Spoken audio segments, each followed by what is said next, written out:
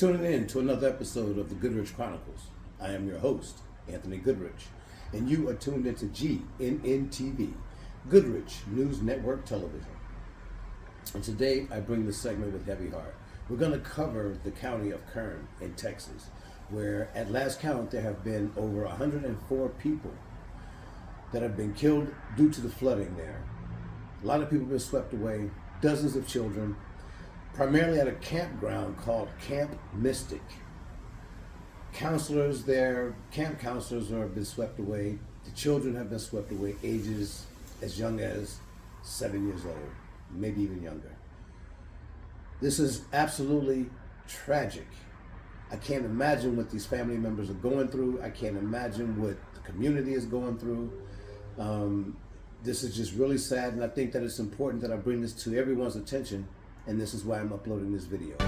Good evening tonight from Kerrville, Texas, where we have witnessed one of the deadliest flooding disasters in the U.S. in decades. Tonight here, the scope of the loss is simply staggering, the desperate search for the missing. You can see the Guadalupe River right here behind me. The rain came down so fast, so quickly here in the early morning hours of the 4th of July that the river rose 26 feet in just 45 minutes. The beautiful hill country of Texas underwater. This home I'm standing next to tonight, the wife inside telling me the rising waters reaching her neck very quickly, and she and her husband had no choice but to step out their front door and right into the current of the river that was at their home. How they survived this, you'll hear their story in a moment. Homes washed away here, RVs floating down the river, and of course the heartbreak at Camp Mystic for girls.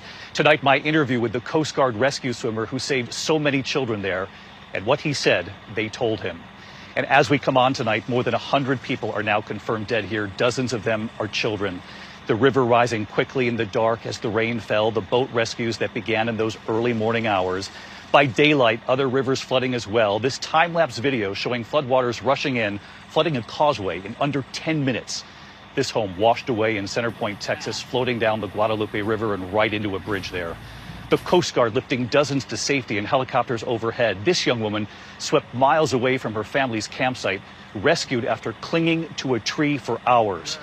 Tonight, she's in the hospital. We're told she will survive this, but she's also been told 5 other members of her family are still missing.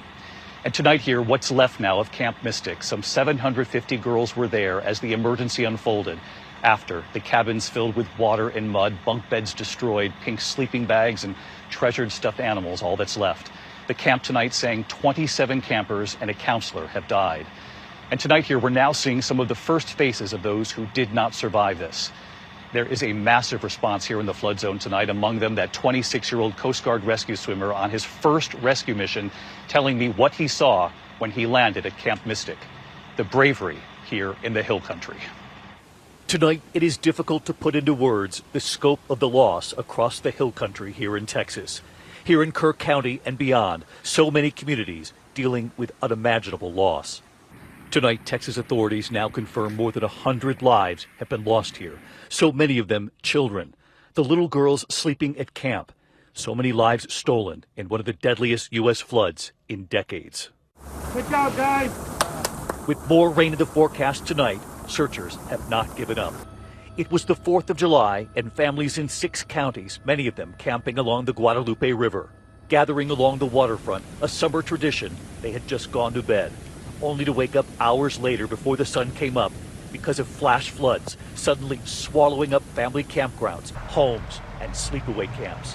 The river rose 26 feet in just 45 minutes. In some places, 4 months worth of rain in just one night. The force of the floodwaters carrying homes away, this one then crashing into a tree.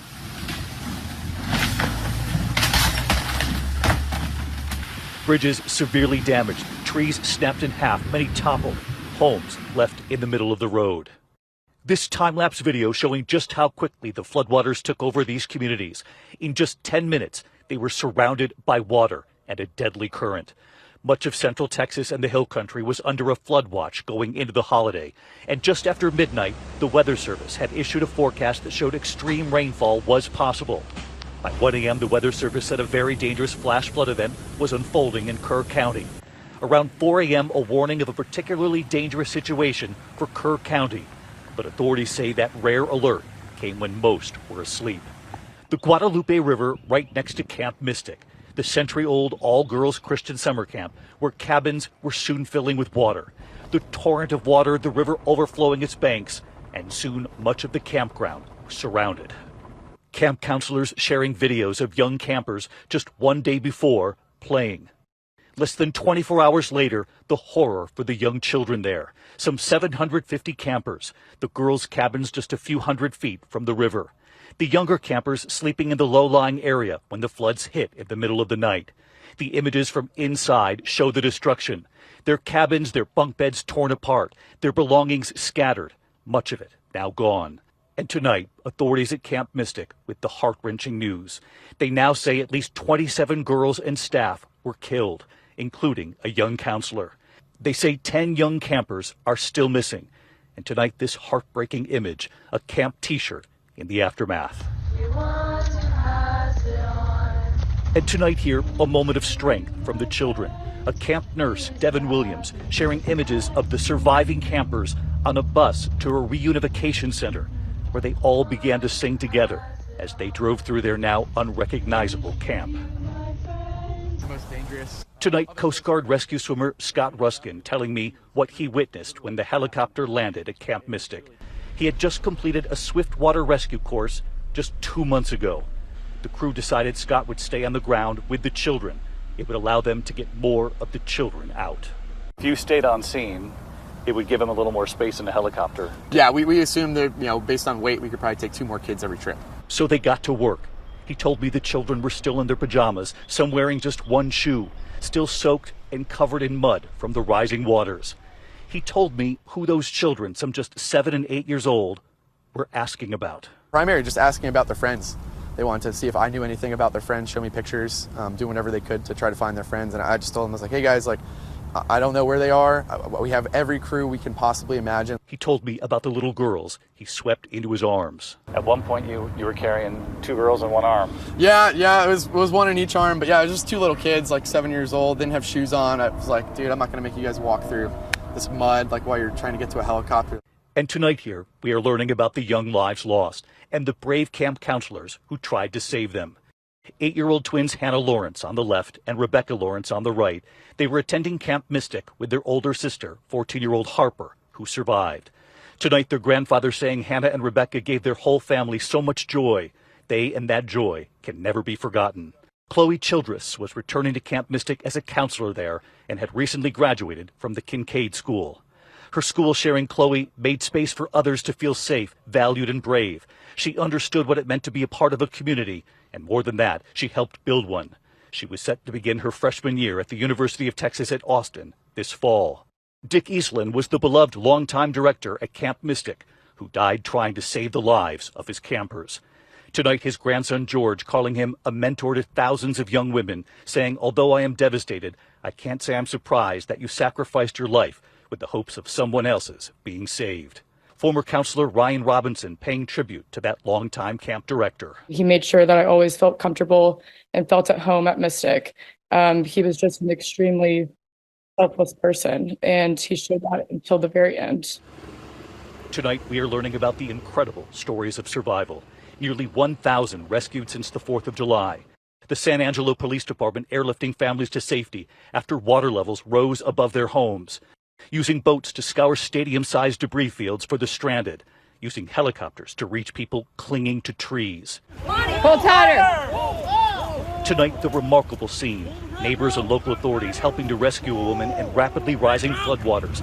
A chain of people pulling a rope to get her to safety. Scott and Juliet Weldon were in their home asleep, waking to the noise. But they had no idea it was the river now at their door. When they saw the water, Juliet put on her husband's life vest. Their motorcycles outside, their Jeep floating away. Look at this here, the water line. That's where the water, see that? That's where the water was, which explains why you're floating in your own home. Yeah.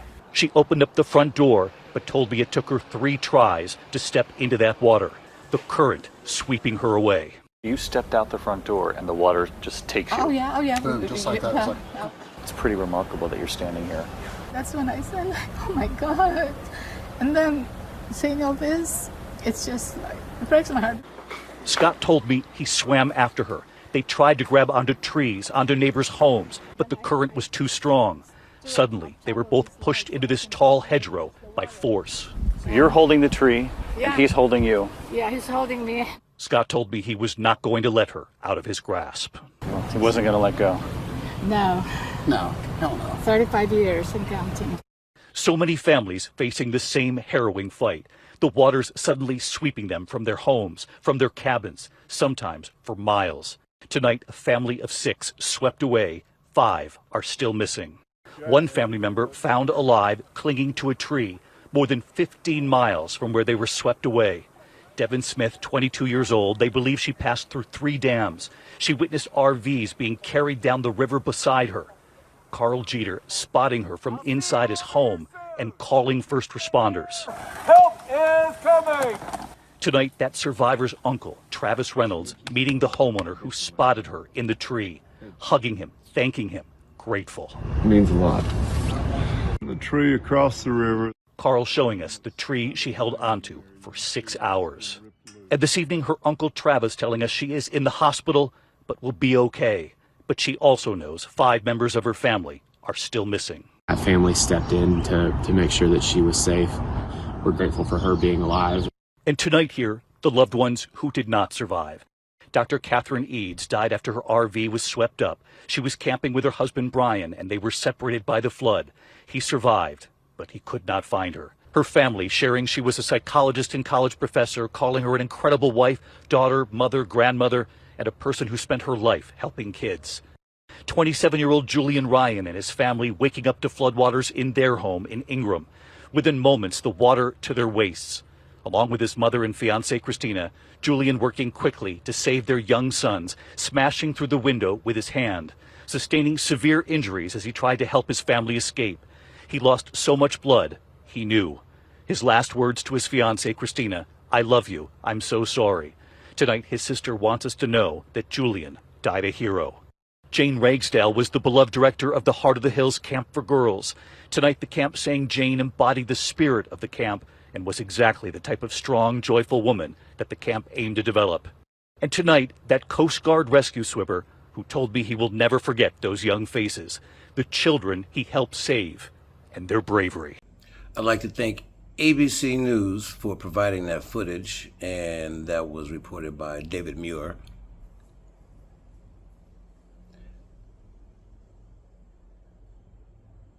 But before we go, I'd like to leave with these parting words.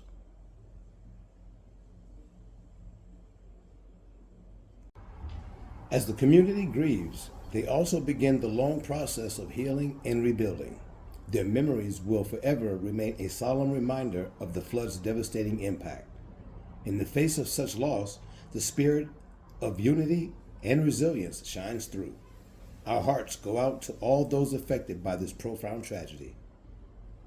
Thank you very much for tuning in to GNN TV. I am your host, Anthony Goodrich, signing off.